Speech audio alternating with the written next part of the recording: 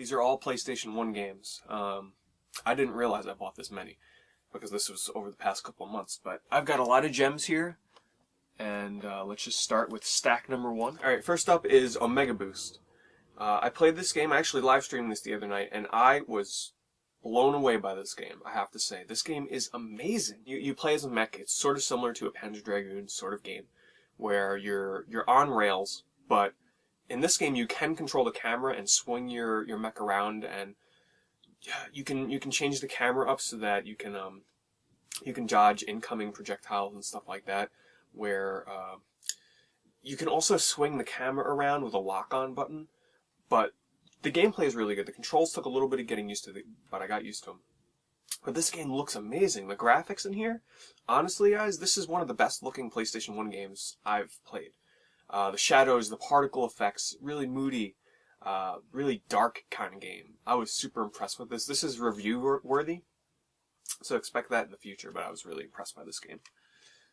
Next is Iron Soldier 3 for the PlayStation 1. This is a first-person mech game. I bought it on the PlayStation 1 because the only other way this game was available was on the Samsung Nuon, but that is extremely rare and expensive, so I figured, I'll play it on the PlayStation 1. I'm not sure which port is better. I think the Nuon one is supposed to be a little better, but this game has some nice pumping techno music, and any game that has techno music, I just love techno music with my video games. If I watch a video of a game and it has like techno music, I'm like, well, I just want that game now because of the soundtrack. Because I really think it helps add to certain games, and especially mech-based first-person games. So I haven't had a chance to play this yet, but I'm looking forward to checking that out. Rollaway. Those of you might remember I picked this up when I was out at PAX Prime, heading around to some game stores with MetalJesusRocks, and I played this last night.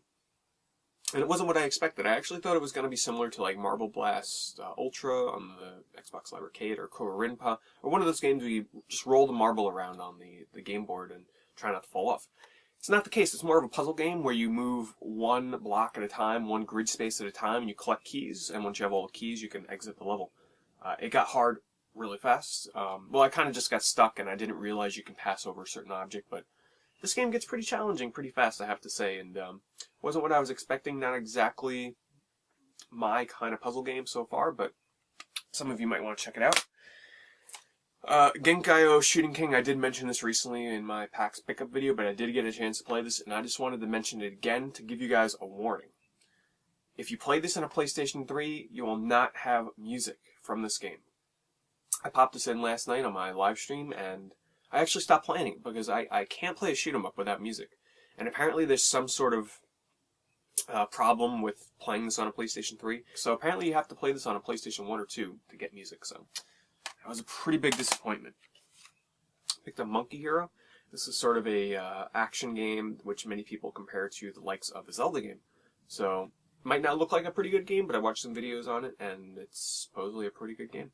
I just want to give a shout out to Dan's Game Corner. I watched his video review of this and he spoke very highly of it, and your video actually made me pick this up, so thank you, Dan.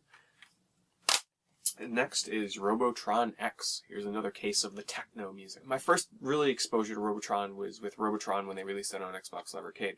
The game was so hard. It was a lot of fun to play online because the way you played online, one person controlled the movement of the character, the other person controlled the shots of the character you were moving, and you alternated. Super hard, but a lot of fun. But I picked up this version on the PlayStation 1. It sort of has a weird camera angle and view to it that kind of jumps around, so it's not really too ideal to play because it's still really fast-paced, but the camera just keeps jumping around. Music is techno-y, though. What can I say? Kingsleys Adventure. This is a third-person action game, which I watched some video on, and the graphics look really colorful. The game world looks really colorful. Characters are all kind of cutesy and everything. This is my kind of platformer game, you know. I haven't had a chance to play this yet, but there's dungeons and treasure chests to get and a lot of exploring. It's sort of like, it's not too linear. It's got, you know, a lot of places you can explore, so looking forward to checking that out.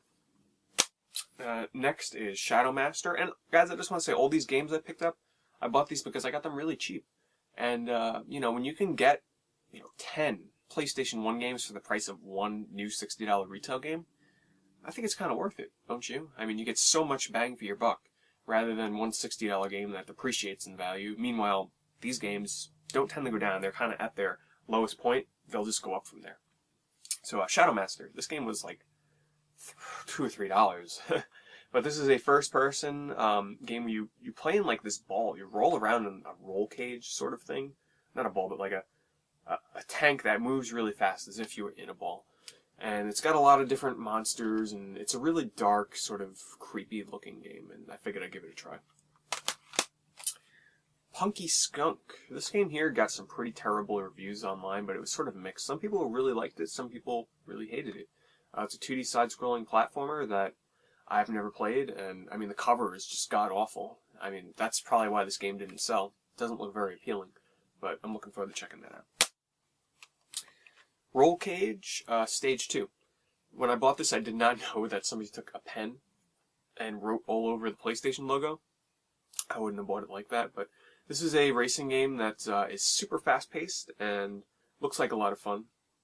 Haven't played it yet, though. Games DEFCON 1. This is a strategy game, third person. Supposedly a heck of a lot of fun if you play it with 2 players. But you can play as helicopters, ships, and a mech. This game got some really high praise, so looking forward to checking this out. Tecmo Stackers. This looks like it plays very similar to Puyo Puyo, which I'm a big fan of that series, especially Dr. Robotnik's Mean Bean Machine. So, Tecmo Stackers looks very similar. It's just got a very little alteration to the combo system. Otherwise, it looks to be the same. Shadow Tower. This is sort of an offshoot of the Kingsfield series, which I've been really interested in lately, and I want to start trying to play some of those games from that series. Some of you might remember I picked up Shadow Tower Abyss on the Japanese PS2, and I love that game, so I figured I might as well try the very first one on the PlayStation 1. And this is a first-person, very slow RPG. Very slow, methodical. You have to think out all your actions in this game. I watched some video, and it looks very creepy. It looks very similar to, say, like, Demon's Souls, which, if I'm not mistaken, I don't know why I'm thinking this, but I can almost... Yeah, I think From Software worked on this. I could be wrong, but I know they worked on Shadow Tower Abyss on the PS2, but I'm pretty sure that From Software also worked on the first Shadow Tower here on the PlayStation 1. But I'm looking forward to getting into that game. And I can't remember if I showed this off in a video or not. I really don't remember, but I'll mention it really fast. Kudelka on the PlayStation 1. I picked this up a while ago, but I think I forgot to mention it. This is a horror turn-based RPG precursor or predecessor to the Shadow Hearts series on the PlayStation 2. So it's sort of a blend, many people say, between Resident Evil and like a horror turn-based RPG. So should be really interesting. It's supposed to be pretty short, like a 20-hour game. So not even. Oh boy, that is not the end, guys. I got another stack of games here for the PlayStation 1. First up is Strider 2. And I played this last night. I live streamed it. I beat it. This game was amazing. Wow. I have to say, first of all, I've never really played much of the Strider series at all, so this was like my first introduction to the series, and I was super impressed. The game's kind of short. You beat it within an hour, I'd say. There's only 5 stages, but what this does, it does something that I love about games of this era. It blends 3D backgrounds where the camera kind of shifts and changes. Think like Toomba or Klonoa on the PlayStation 1, but the sprites in the game are all 2D, so they blend them together and it looks just amazing. Super colorful game. Some people might say this game's too easy. However, I'm going to say it just seems easy because you have unlimited continues. And because you have unlimited continues, you can get to the end of the game really fast. And because some of the bosses die really fast, it might seem easy, but some of the bosses in here are super hard. The stages are really, really short, really fast. Some of the stages you beat within like a minute, which I actually really like. It keeps the game moving at a really fast pace. You never seem like you stay in one area for too long, but I'd highly recommend Strider 2. This is more of a score-based game. You don't really play this for... I mean, you can play it for the heck of playing it, but it's more based around score. Because every enemy that you beat, you get tokens that drop, and you can increase your score. One thing I want to say, though, is the attacks in this game get super annoying because every time you swing your sword, which is a lot, the character says, ha. So you hear a lot of ha ha ha ha ha the entire game. It'll drive you insane, but it's a good game. Alright, next is Rising Zan, the Samurai Gunman. This is a really interesting third-person action game. I checked out some video and I'm like, totally buying that. It actually reminded me a lot of No More Heroes because you play as a cowboy with a samurai sword and a gun, but the action in here is so over the top. He can grow his sword and he gets really fast and he does these crazy attacks, and the comedy in the game is just very bizarre.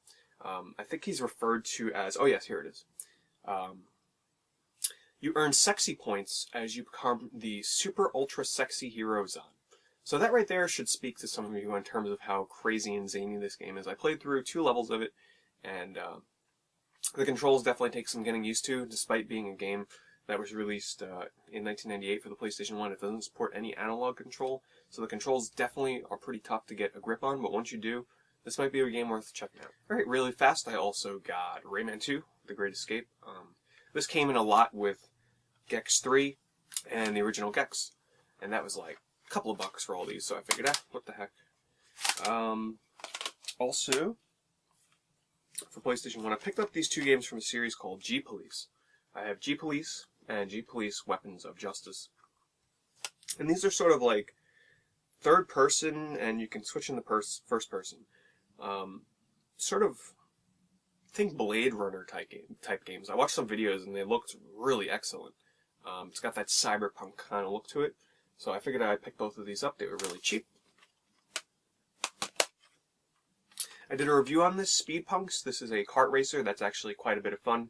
The controls are not the most ideal, feels a little slippery, but if you want more of my opinion on this game, definitely check out my review on this.